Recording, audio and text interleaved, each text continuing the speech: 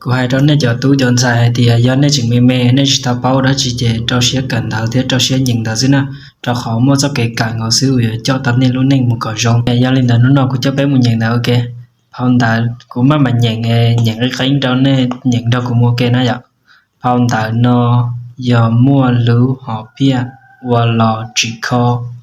thiết ba trâu bé cho tú chọn sai và mua lúa rừng mua xã trơn trịa cái chân dê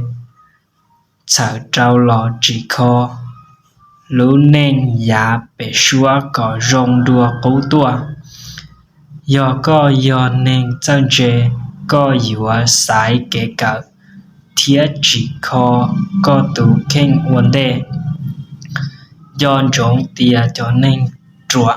nhiệt thua lũ chữ gì thiết cho cái cỡ bao cũng trên tia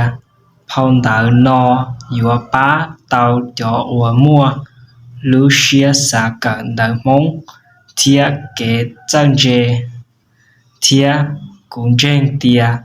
ý nụ tòn tê có yếu tàu ủa ý tu cho sợ đời